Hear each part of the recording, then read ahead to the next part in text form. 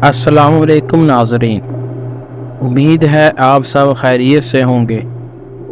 इंसान एक दफ़ा तो धरती पर जन्म लेता है, लेकिन क्या वो दोबारा इस धरती पर जन्म ले सकता है?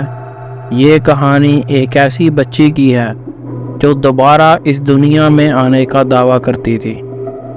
क्या ऐसा हो सकता है? अपने कमेंट्स में ज़रूर बताएं। लेकिन इससे पहले अगर आपने हमारा चैनल अभी तक सब्सक्राइब नहीं किया तो जल्दी से कर लें, ताकि हमारी नई आने वाली वीडियोस आप तक बर वक्त पहुँच सके।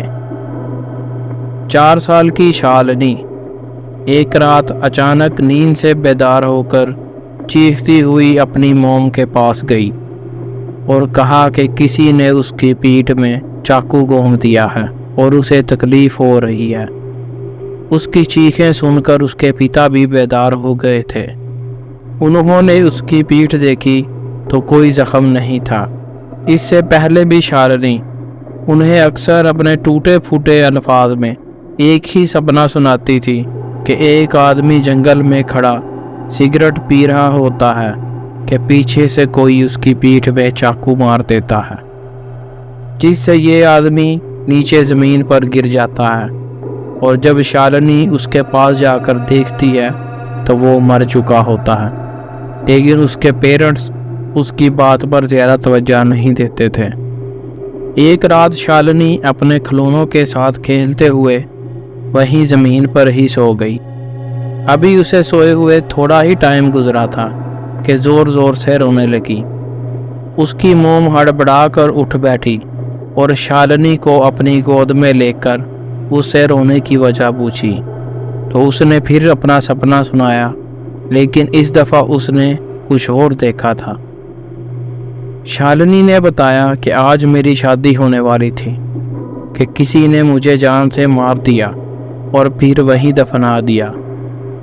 ये सब सुनकर उसकी मोम को एक धक्का सा लगा और उसे शालिनी की मेंटल कंडीशन पर शक होने लगा।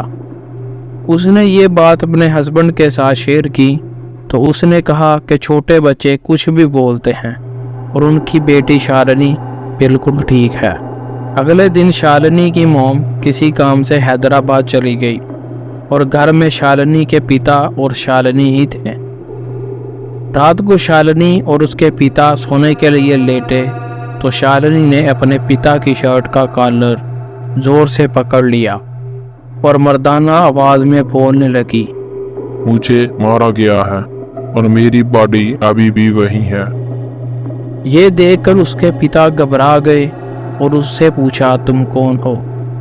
तो उसने कहा, मेरे चचेरे भाई ने मेरी पीठ में छुरा घोंप कर मार डाला और मेरी लाश अभी भी उस जंगल में दफन है।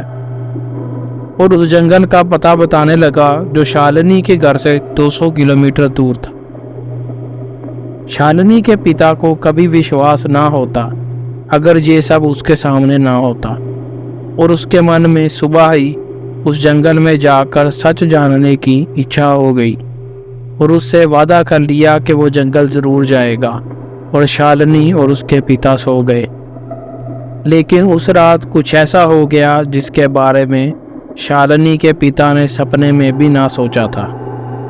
रात के किसी पहर अचानक उसकी आंख खुली तो शालिनी अपने बिस्तर पर मौजूद नहीं थी।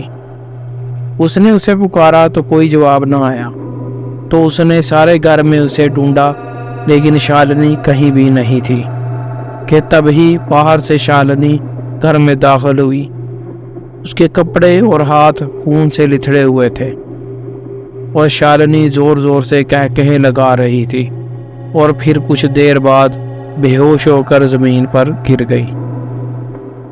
ये सब देखकर उसके पिता सहम गए और उसे फौरी अस्पताल ले गए, जहां होश में आने के बाद शालिनी को कुछ भी याद नहीं था कि उसके साथ क्या हुआ है।